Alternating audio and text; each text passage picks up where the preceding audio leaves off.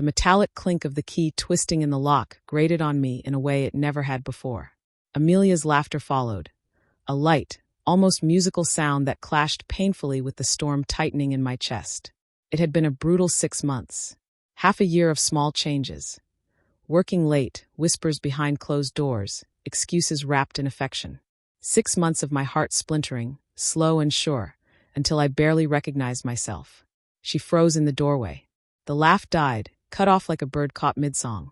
Her eyes, once radiant, filled with the spark I used to cherish, widened with dread. Her hand shot to her lips. A soft, broken gasp slipped through her fingers. I had been waiting for that reaction.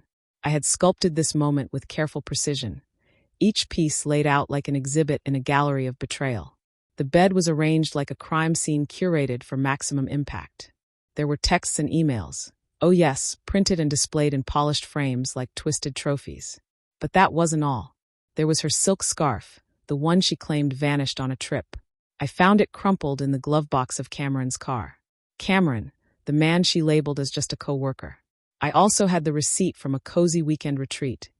At a cabin she said she went to while tending to her sick mother. And then the crowning piece, a blown-up photo, captured beneath the dim lights outside a bistro downtown.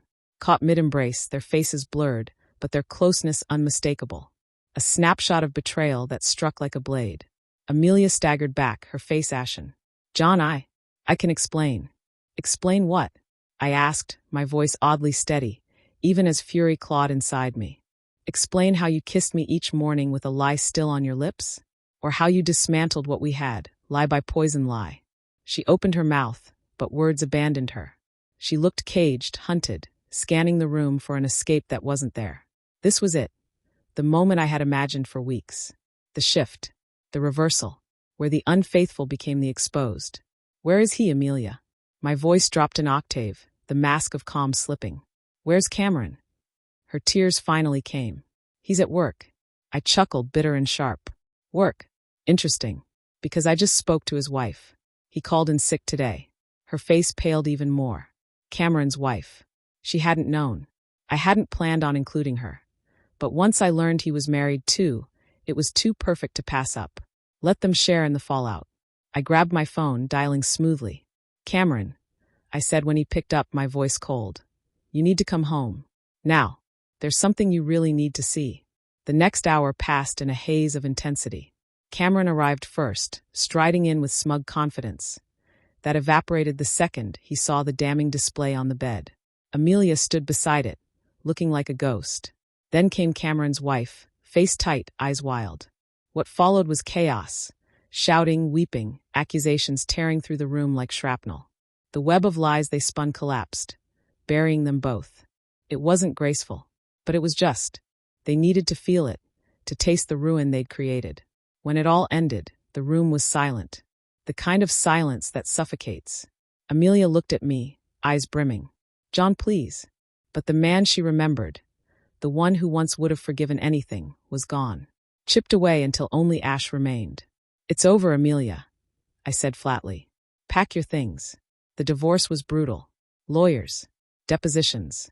She tried to twist the narrative, to make herself a victim. But the evidence screamed louder than any excuse. As for Cameron and Amelia's relationship, it combusted spectacularly. A wreckage of broken trust and public shame. I didn't feel satisfaction, only a tired emptiness. Their ruin didn't heal me, it never could. Months blurred into years. I sold the house, the place where so much joy turned to ash, and moved to a new city. The pain dulled. The memories faded into soft echoes. I learned to breathe again, to find peace in the present and hope in what might still come. Then, one day, years later, I was in a quiet cafe, lost in a novel, when a laugh cut through the air, strangely familiar. I looked up. Amelia. Time had etched itself on her face. Fine lines near her eyes, a weariness behind her smile.